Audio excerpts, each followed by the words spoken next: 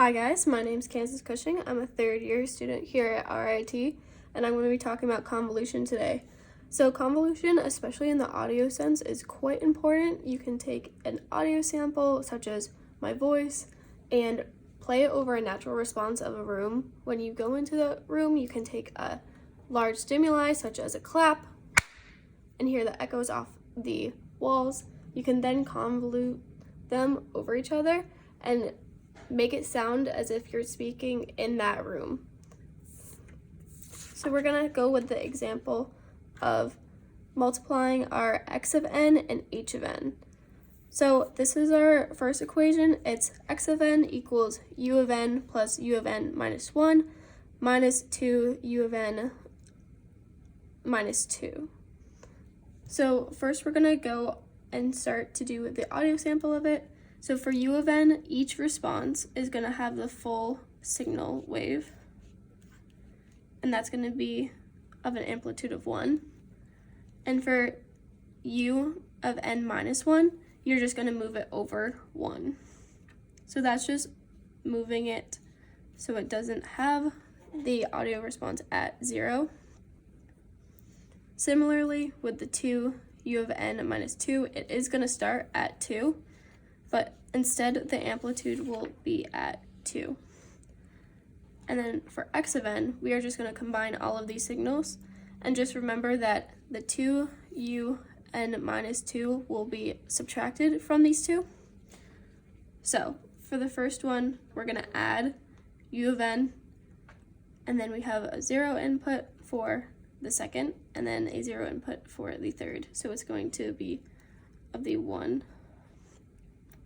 And then for this one, it's gonna have 1, 1, and then 0. So that's gonna have the amplitude of 2. And then for the rest of them, they are all the same, having 1 and 1 and minus 2. So all of these are going to be 0 amplitude frequencies. And then for h of n, it's gonna be 2u of n minus 2u of n minus 3. So again, for the 2u of n, it's the same as the one above, just multiplied by 2.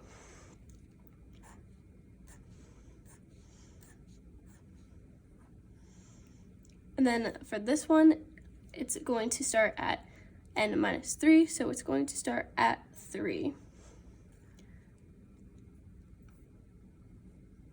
And then taking the first number, it's going to have an amplitude of 2. So for this one, we're just going to be subtracting this one from this. So it's going to be 2, 2, 2, and then drop down to 0 for the following frequencies. So when we go over to smear, we are going to take the x of n and combine it with the h of n. Now, one of the key things to remember is for the x of n, we are going to flip it. And so x of n is going to be a 2, 1. So on the first one, we're going to smear and we're going to do h of n to start.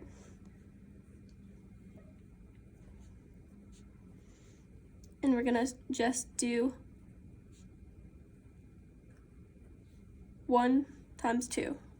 So that one is going to have a 2 amplitude frequency.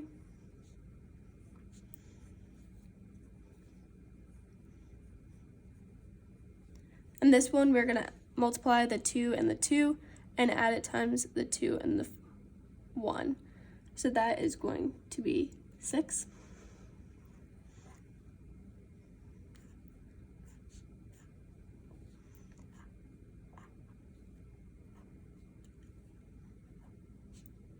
For the third one, it is going to be the same answer as the second one.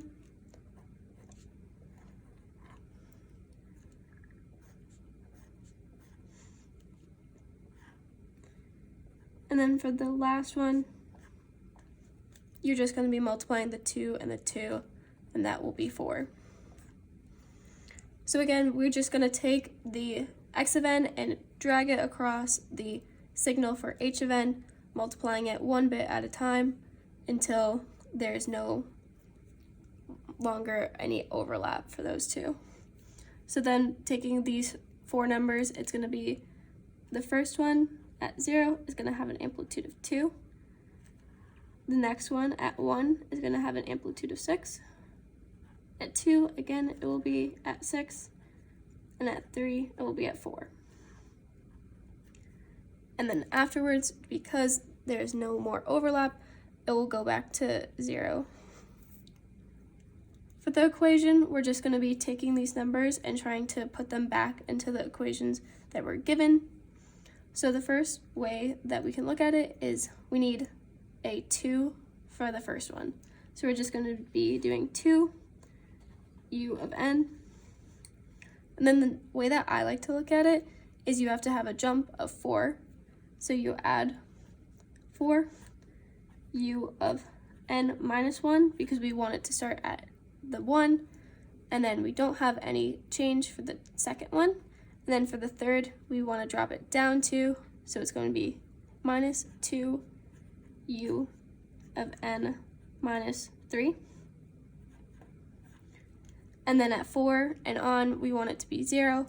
So we're just going to do minus 4 u of n minus 4. And that is going to be our ending equation for having x of n times h of n. And Aiden will now talk about how we can use convolution to obtain outputs in terms of time with limited information. Hey guys, so I'm going to just be talking about how you can get an output in terms of time if you have multiple fragments of information. So for instance, you might just have all of your inputs as a function of time. And with this, you can actually use depending on if you're doing an analog or digital signal, there are a variety of ways to go about this, but generally the easiest way or the most simple arithmetically would be to transform this x of t function into the LaPlace transform space, which would give you a function of x of s. Then you would traditionally have your impulse response as a function in LaPlace transform space. And knowing both of these pieces of information, you can multiply the two together to get your output in the LaPlace transform space. Again, after simplifying quite a bit. So this will be your x of s times h of s. Then once you know your output in the LaPlace transform space, you can just use your handy dandy LaPlace transform sheet, which everybody should be carrying with them to every party that they go to. And you can go ahead and convert that to your output as a function of time. Now, this is just one way to go about it. Again, there's a lot of hoops that you have to jump through, and it also does require prerequisite knowledge of LaPlace transforms and differential equations. Another kind of faster approach, if you will, but it's a bit more tedious in terms of how much math you have to do, would be if you also do know your initial impulse response, which would be a function h of t. You can actually convolve x of t and h of t to get y of t as well.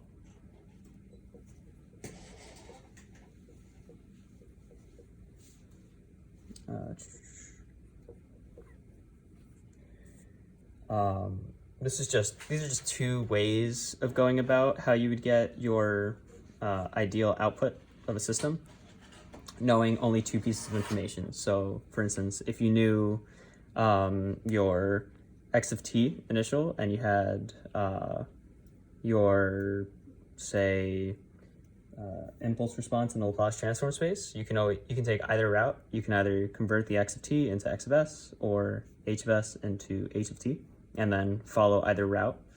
I just felt like this was a much more simplistic way of going about achieving getting an output.